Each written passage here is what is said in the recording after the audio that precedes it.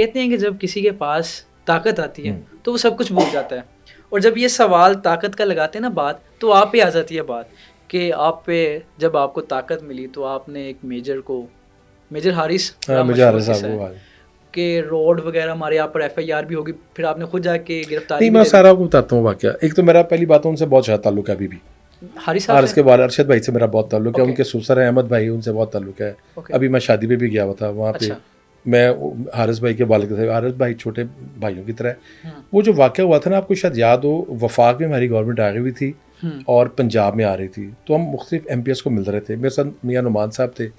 ہم دونوں نکلے ہیں ایک جگہ سے، ایک ہوٹل میں ہمارے ایم پی ایس تھے جہاں ہم سب رہ رہے تھے اکٹھے.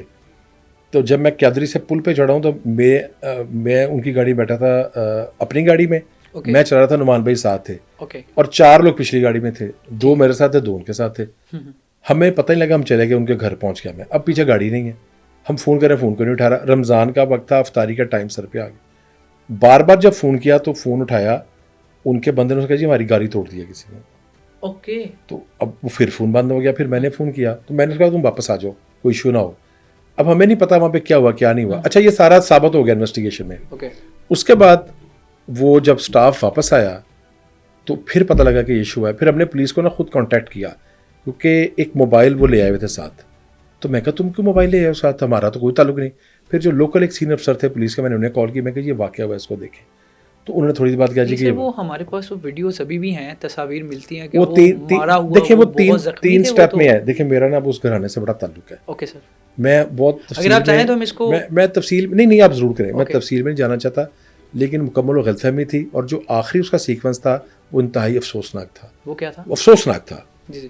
وہ ہمارے سٹاف کو اور میاں صاحب کے سٹاف کو یہ کرنا نامناسب تھا. اگر سڑک پہ کوئی ایسا مسئلہ ہو یہ پولیس کو اطلاع کریں. اچھا پولیس کو اطلاع کی انہوں نے، اس واقعے سے پولیس کو بھی اطلاع کی ہوئی ہے. 115 پہ کال ریکارڈ ہے کہ ہماری گاڑی. تو وہ ایک موقف حارث بھائی کا ہے، ایک موقف ہمارے بندوں کا ہے. لیکن میں سمجھتا ہوں کہ اس فیملی کا یہ کریڈٹ ہے کہ ہمارا ایک دوسرے کے ساتھ بہت اچھا تعلق ہے. وہ پھر ہم از خود پیش ہوئے، میں والنٹیئر پیش ہوا، نعمان بھی پیش ہوئے. ہم نے قیادت سے رابطہ کیا، ہم نے کہا جی ہمیں پیش کریں تاکہ اس مسئلے کا پتہ لگے مسئلہ غلط ہے کہ ٹھیک.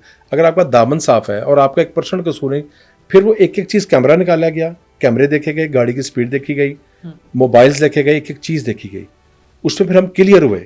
پھر ہمارا جو آپس میں ایگریمنٹ ہوا اس میں ہم کلیئر ہیں. آئی ایس پی آر کی بریفنگ بھی ہوئی تھی. آئی ایس پی آر کی بریفنگ جو ہوئی تھی، آئی ایس پی آر کو بھی میں سمجھتا ہوں کہ ہمارے ادارے نے بڑا ایک مثبت قدم یہ کیا تھا کہ ادارے کو بھی اگلے دن ساری بات علم میں آ گئی تھی. یہی وجہ تھی، ورنہ اگر ہم نے وہ واقعہ کیا ہوتا. ویسے بھی ایک آرمی کا افسر تو ہمارے لیے بہت قابل عزت ہے. ایک عام آدمی بھی ہو، ایک غریب آدمی بھی ہو، میرا کیا رائٹ بنتا ہے اگر مجھے شکایت ہے میں تھانے کرنا چاہیے. یہ جو ہوتا ہے نا خود لڑنا، یہ تو ایک انتہائی قدم ہوتا ہے. اس کو تو کوئی بھی مہذب معاشرہ اس کو سپورٹ نہیں کرے گا.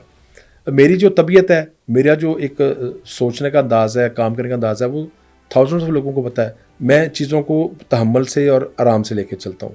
وہ واقعہ بڑا افسوسناک ہے. مجھے اس واقعے کا اس لیے زیادہ افسوس ہے، ایک تو وہ بچہ بہت اچھا ہے میجر حارث جو ہے بہت اعلیٰ، اس کے والد ہیں اور اس کے سسر جو ہیں احمد بھائی، بہت میرا ان سے تعلق. ابھی میں ان کی شادی پہ گیا تھا 2-3 ماہ پہلے.